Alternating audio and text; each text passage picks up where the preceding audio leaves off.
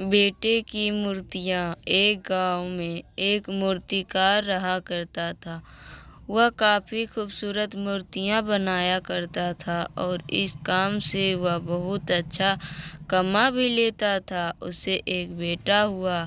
उस बच्चे ने बचपन से ही अपने माता पिता के साथ पास मूर्तियाँ बनानी शुरू कर दी। धीरे धीरे उसने मूर्तियाँ बनाना सीख लिया। अब वह बहुत अच्छी मूर्तियाँ बनाया करता था और पिता अपने बेटे की कामयाबी पर बहुत खुश था और गर्व महसूस करता था। लेकिन जब भी वह मूर्तियाँ बनाता, हर बार बेटे की मूर्तियों में कोई न कोई कमी निकाल दिया करता था। वह कहता था, बहुत अच्छा किया है बेटा, लेकिन अगली बार इस कमी को दूर करने की कोशिश करना। बेटा भी कोई शिकायत नहीं करता। वह अपने पिता की सलाह पर अमल करते हुए अपनी मूर्तियों को और बेहतर करता रहा। इस लगातार सुधार से बेटे की मूर्तियाँ अपने पिता से भी अच्छी बनने लगी और ऐसा समय भी आ गया कि लोग बेटे की मूर्तियाँ को बहुत पैसा देकर खरीदने लगे, जबकि उसके पिता की मूर्तियाँ पहली वाली कीमत पर ही बिकती रहती। पिता अभी भी बेटे की मूर्तियाँ में कमियां निकाल ही देता था, लेकिन बेटे को अब यह अच्छा नहीं लगता कि कोई उसकी मूर्तियों पर कमियां निकाले और वह बिना मन के कमियों को स्वीकार करता था, लेकिन फिर भी अपनी मूर्तियों में सुधार कर ही देता था। एक दिन ऐसा भी आया कि जब बेटे के सब्र ने जवाब दे दिया। पिता इस बार जब कमियां निकाल रहा था तो बेटा बोला, आप तो ऐसे कहते हैं जैसे आप बहुत बड़े मूर्तिकार हो।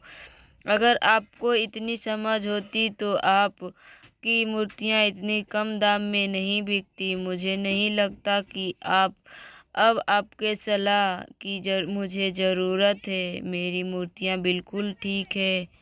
पिता ने जब बेटे की यह बात सुनी तो उसने अपने बेटे को सलाह देना और उसकी मूर्तियों में कमियां निकालना बंद कर दिया। कुछ महीने तो वह लड़का खुश रहा, लेकिन फिर उसने यह महसूस किया कि लोग अब उसकी मूर्तियों की इतनी तारीफ नहीं किया करते हैं जितनी पहले किया करते थे और उसके मूर्तियों के दाम बढ़ना भी बंद हो गए और उसकी बिक्री बहुत कम होने लगी।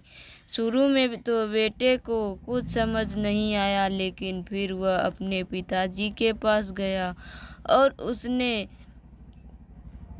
इस समस्या के बारे में सारी बात बताई। उसके पिताजी ने बेटे की बातों को बहुत शांति से सुना, जैसे कि उन्हें पहले से पता था कि एक दिन इस प्रकार का सिचुएशन आएगा। बेटे ने भी इस बात को नोटिस किया और पूछा, क्या आप जानते थे कि ऐसा होने वाला है?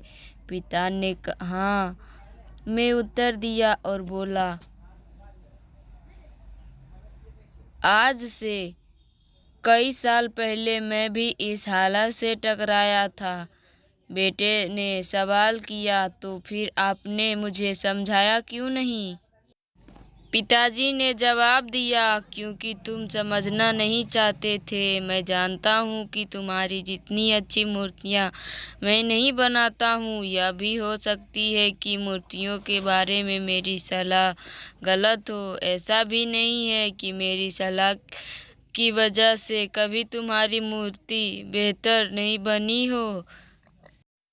लेकिन जब मैं तुम्हारी मूर्तियों में कमियां दिखाता था तब तुम अपनी बनाई मूर्तियों से संतुष्ट नहीं होते थे और खुद को बेहतर करने की कोशिश करते थे, और वही बेहतर होने की कोशिश ही तुम्हारे कामयाब होने का एक बड़ा कारण था। लेकिन जिस दिन तुम अपने काम से संतुष्ट हो गए और तुमने यह भी मान लिया कि अब इसमें और बेहतर होने की कोई गुंजाइश ही नहीं है, तब तुम्हारी कामयाबी रुक गई।